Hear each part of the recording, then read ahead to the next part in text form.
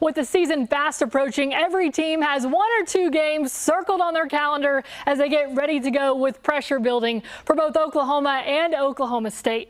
I spoke with ESPN analysts Dari Nowkhah and Greg McElroy on what lies ahead for both of these programs. What does this season need to look like, in your opinion, for OSU? You know, I think last year was kind of a perfect storm. You know, it's never as bad as it seems. It's never as good as it seems. Like, OSU is one of the teams that I point to from last year, not that dissimilar to Florida State, where like everything that could go right the year before went right, and everything that could go wrong the next year went wrong. And I don't think there's any chance of that being replicated. Oklahoma State did not win a single Big 12 game in 2024. And OU also struggled last season under quarterback Jackson Arnold.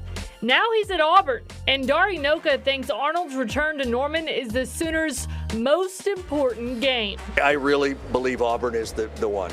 Okay. That's the 4th game of the season. It's the first conference game. You look at 2 programs that are in similar positions, both disappointed, both feel like they're on the rise. Jackson Arnold coming back to Norman.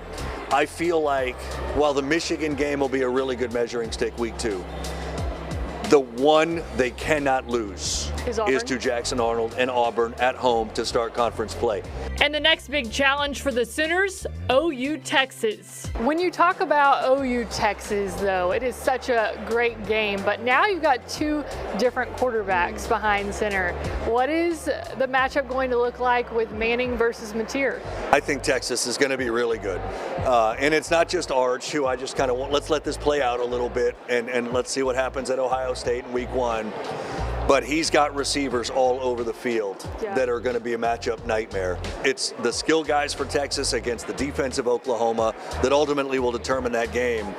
You know, at this point, I wouldn't pick OU yet. OU's got their quarterback, but OSU is still deciding. What do you think about the quarterback room?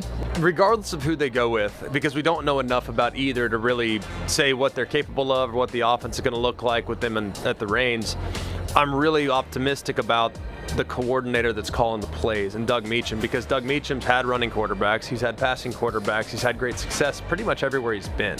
Right now in this league, you gotta have good quarterback play if you want to win. I mean, that's just the reality, and OSU learned that last year. What does a successful season look like for OU? If we see that they made the right moves, personnel-wise, they brought in guys that fit. Defense stays strong, offense takes big strides. I don't know that a win total matters. Show me that this program is going the right direction with Jim Nagy and Brent Venables. What is it going to take for OSU to become that top-tier program again? If you look at Mike Gundy and just his history and success and what he believes in, it's tried and true. I think he's a really good football coach, and I will continue to believe that regardless of what happens this year, next year, the year after that, that guy can coach ball. But now it's about putting the team together that can allow them to go reach their potential, and that's the question that remains to be seen.